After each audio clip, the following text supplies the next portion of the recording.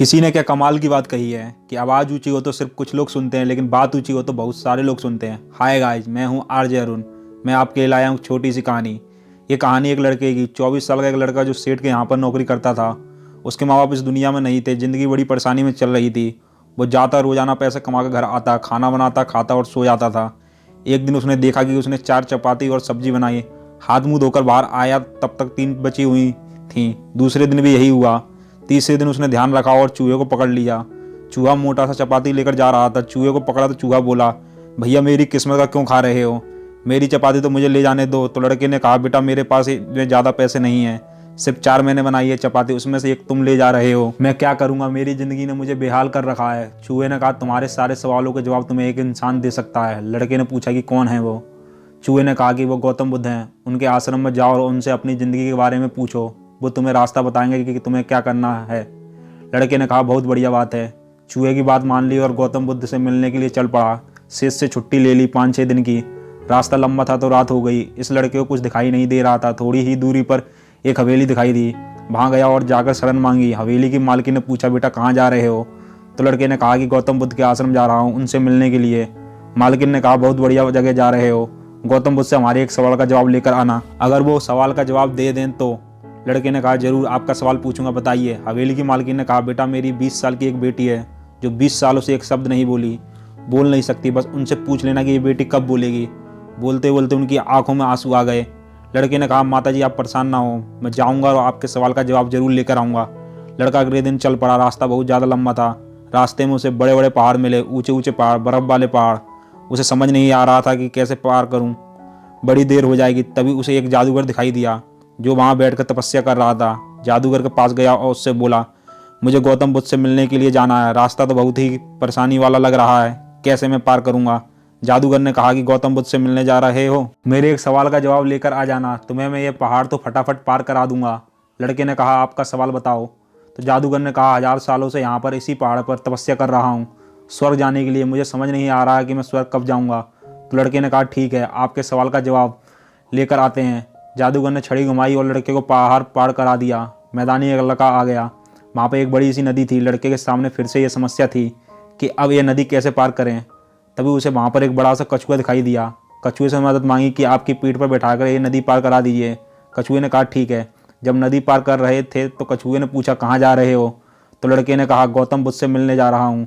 कछुए ने कहा, वाह यार, बड़ी अच्छी जगह जा रहे हो, एक काम करना, मेरी एक बात का जवाब ले आना। तो लड़के ने कहा कि आपका भी सवाल बताइए। कछुए ने अपने सवाल बताया कि मैं बड़े टाइम से 500 सालों से इसी नदी में हूँ और ड्रैगन बनने की कोशिश कर रहा हूँ। ड्रैगन कब बनूंगा, बस ये पूछ कर आ जाना। लड़के ने कहा, ठीक है।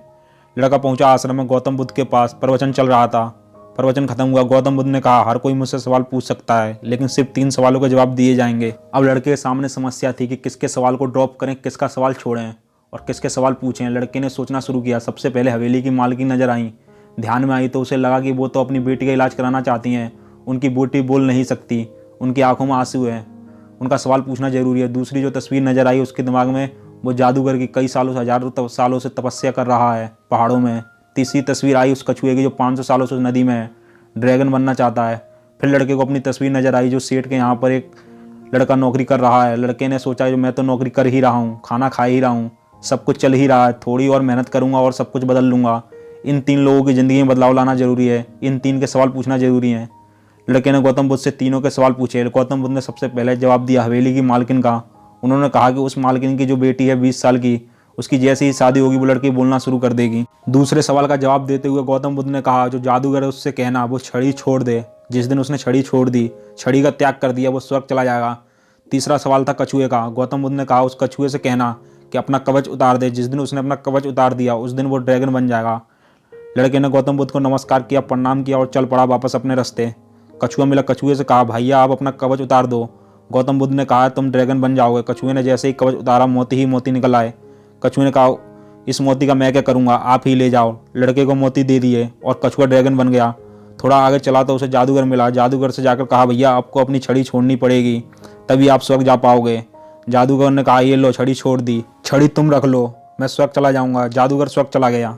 और अब आई बारी तीसरे सवाल की। ये पहुँचा उस हवेली में जिस मालकिन ने सवाल भेजा था। मालकिन से जाकर बोला कि मालकिन आपके सवाल का जवाब मिल गया है, आपकी 20 साल की बेटी की जिस दिन शादी हो जाएगी उस दिन से वो बोलना शुरू कर देगी। उन्होंने कहा क्या बात है, तो देर कैसी, मेरे सामने ही तो दूल्हा बैठा है, तुमसे बढ़िया लड़का कौन हो सकता है। लड़की को बुलाया गया, लड़के ने लड़की को देखा, लड़की ने लड़के को देखा और शादी करा दी गई। और जैसे ही शादी हुई लड़की ने पहली बात बोली, आप तो वही हैं जो उस रात मेरे आकर हमारे यहाँ रुके थे।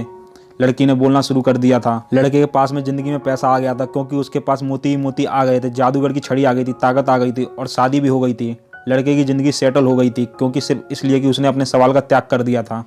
इस दुनिया में जो जहाज़ होता है जब वो किनारे पर होता है तो सुरक्षित होता है, सबसे ज़्यादा सेफ होता है, लेकिन उसे दूसरे किनारे पर जाने के लिए इस किनारे का त्याग करना पड़ता है, लहरों से भिड़ना पड़ता है, मुकाबला करना पड़ता है। इस लड़के ने जब तक अपना सवाल नहीं छोड़ा था, इसको जवाब नहीं मिले थे।